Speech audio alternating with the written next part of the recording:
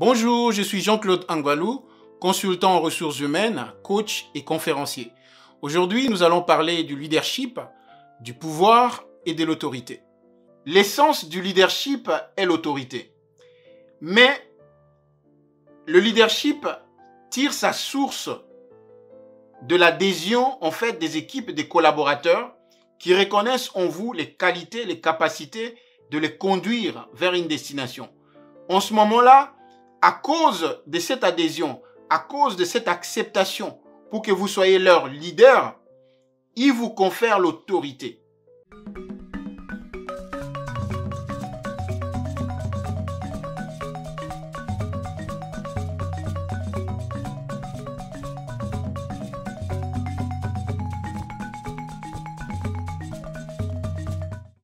Si nous parlons du leadership, c'est puisque c'est un concept qui est généralement mal compris et pour la plupart des personnes, un leader, c'est toujours quelqu'un qui a une certaine position d'autorité ou une fonction ou quelqu'un qui occupe une certaine fonction par rapport aux autres. Mais nous allons voir dans sa forme la plus simple, qu'est-ce qu'est le leadership, qu'est-ce qu'est le pouvoir, qu'est-ce qu'est l'autorité et quelles sont les relations qu'il y a entre le pouvoir, l'autorité et le leadership. John Maxwell a écrit un livre dans lequel il parle du leadership à 360 degrés. Le concept de John Maxwell du leadership à 360 degrés, c'est que où que vous soyez dans la hiérarchie, vous pouvez exercer une forme de leadership. Pour illustrer le leadership à 360 degrés, comment vous pouvez, dans n'importe quelle position que vous occupez au sein d'une entreprise, exercer un certain leadership qui n'est pas lié à votre poste ou à votre fonction. Je travaillais pour une multinationale américaine et j'étais responsable des gestions de grands comptes pour la France, la Belgique, le Luxembourg et la Suisse. Et j'avais développé une approche tellement différente par rapport à mon manager et ce qui a suscité l'adhésion de tous les collaborateurs autour de moi. Et il est arrivé à un point où tout celui qui voulait avoir un contact direct avec le manager passait par moi. Et le manager, naturellement, chaque fois qu'il y avait un litige ou il y avait un problème, il demandait tout simplement qu'on parle à Jean-Claude. Donc, c'est un exercice de leadership qui n'était pas lié au poste ou à la fonction que j'occupais. J'avais tellement cette influence par rapport à mes collaborateurs, ce qui a suscité vraiment une adhésion autour de moi. Et chaque fois qu'il y avait une activité ou une difficulté, tout le monde venait autour de moi. Donc c'est comme ça qu'à un moment donné, vous pouvez ne pas occuper un poste, mais vous pouvez exercer un leadership, quelle que soit votre position dans la hiérarchie d'une organisation. Nous voyons que le leadership, le pouvoir et l'autorité sont trois concepts qui fonctionnent en même temps ensemble, s'entremêlent, en même temps sont différents. Entre le leadership et le pouvoir, il y a un dénominateur commun qui est l'influence. Les deux, que ce soit le leadership utilise une certaine influence et le pouvoir aussi utilise une certaine influence.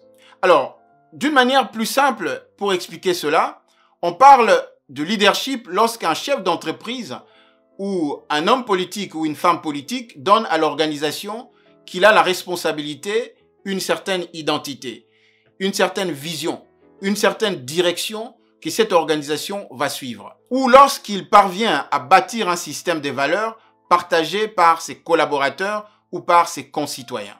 Dans le cas d'un homme ou d'une femme politique.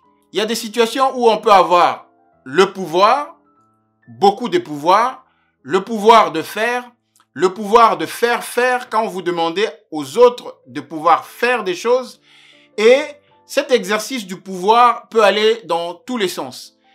On peut avoir l'exercice du pouvoir dans un sens purement positif ou l'exercice du pouvoir dans un sens purement négatif. Le pouvoir sans leadership se réduit à un simple rapport de force et risque d'être éphémère.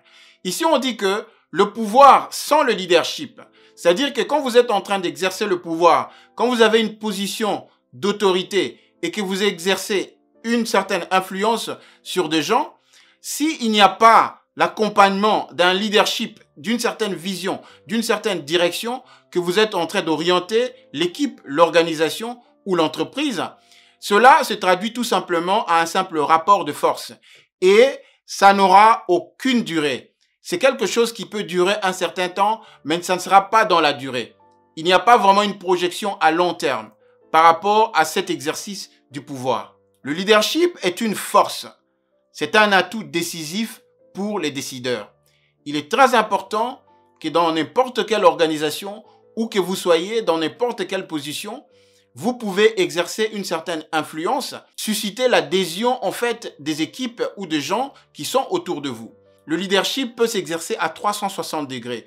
Vous n'avez pas besoin d'être le CEO de l'entreprise, le directeur général, le manager supérieur, le manager intermédiaire ou le frontline manager ou le manager de proximité. Donc, à tous les niveaux, vous pouvez exercer le leadership. On ne peut pas parler du leadership sans parler du leader, puisque du leadership, nous avons le leader.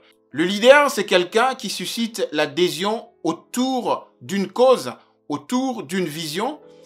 Il veut que les gens puissent venir et adhérer à cette cause pour l'accompagner, alors qu'il va diriger, orienter cette vision pour atteindre un objectif commun. Donc, au sein d'un groupe, au sein d'une organisation, au sein d'une entreprise, le leader est celui qui a une certaine influence. C'est celui qui montre la vision. Donc, le leadership n'est pas nécessairement celui qui a une position d'autorité ou une fonction au sein de l'équipe, mais c'est lui qui joue un rôle. Donc, le leadership, c'est vraiment un rôle d'influence par rapport à un objectif qui doit être atteint. Le leadership sans leader n'existait pas et le leadership sans vision n'existait pas. On parle du leadership quand il y a une vision, quand il y a une certaine direction, quand il y a un objectif à atteindre ou quand il y a une cause. En fait, le leadership est tout simplement une valeur morale. C'est vraiment l'adhésion des gens ou des membres de l'équipe qui viennent tous ensemble. Ils ne sont pas forcés, ils ont décidé de leur propre chef de donner cette autorité à cette personne pour que cette personne puisse les conduire vers une destination ou vers un objectif. C'est une autorité, c'est une permission qu'on donne à quelqu'un qui démontre une certaine vision au bénéfice de l'équipe ou au bénéfice du groupe pour les amener vers une destination, pour les amener vers un objectif ou vers l'accomplissement de cette vision. Aujourd'hui, nous parlons tout simplement de la relation entre le leadership, le pouvoir et l'autorité. Dans d'autres podcasts, nous allons voir les différents styles de leadership, puisque nous avons le leadership charismatique, le leadership autocratique, le leadership démocratique, le leadership de transformation. Le leader peut avoir une certaine influence psychologique ou une certaine influence par rapport à son charisme, par rapport à son caractère, par rapport à son attitude. Donc, il y a plusieurs éléments qui feront en sorte que les gens puissent adhérer et à suivre la vision du leader. Alors, le leadership d'un individu est la capacité d'entraînement de ses proches, ses collaborateurs, ses équipes ou ses concitoyens dans l'exécution et dans la mise en œuvre de la stratégie, tout en gardant le cap et l'objectif, quelles que soient les difficultés rencontrées. Le leader est celui qui va être là. Il va être toujours devant, en train de donner la direction, en train de continuer à susciter l'adhésion afin que tout le monde puisse aller vers la même direction. La force d'un leader se définit par rapport à la durée. Le leadership est la capacité à transformer une organisation en une institution qui va évoluer et qui va subsister dans le temps, même après le départ du leader. Un leader est reconnu par sa capacité à donner du sens à l'activité de ses collaborateurs, au-delà bien même d'une efficacité à court terme. Donc, vraiment la capacité du leader à se projeter à long terme, puisque le leadership est exercé par rapport à une vision. Et une vision n'est pas nécessairement à court terme ou à moyen terme. C'est souvent une vision à long terme. Quand on parle de l'influence, il faut faire une certaine nuance, puisque de plus en plus, avec le phénomène d'influenceurs, où les gens qui ont une certaine notoriété au niveau d'Internet, au niveau des réseaux sociaux, c'est des gens qui suscitent vraiment des adhésions, des millions de gens des followers à travers le monde et ils ont une capacité d'influence énorme. Mais cela fait d'eux des leaders. Est-ce que cela fait d'eux des gens qui ont une certaine légitimité, d'autorité ou du pouvoir? Ça, c'est quelque chose que nous devons considérer, puisque quand on parle du leadership, quand on parle du pouvoir, il ne faut pas aussi ignorer qu'il y a des phénomènes actuels par rapport à l'influence que les gens peuvent avoir au niveau des réseaux sociaux, au niveau même d'autres moyens ou d'autres canaux qui feront en sorte que ça peut exercer une certaine influence même au niveau des décisions politiques ou même des décisions économiques à travers le monde. Donc c'est très important de tenir compte aussi de cette influence et dans cette nuance entre l'influence liée au phénomène des réseaux sociaux et à ces canaux de communication modernes et l'influence au sein d'une entreprise ou une organisation, que ce soit par rapport à une fonction, à un poste de responsabilité ou par rapport à la capacité qu'une personne a à exercer son travail et qui adhère ou suscite l'adhésion autour de lui pour atteindre les objectifs, bien sûr, de la même organisation ou de l'entreprise.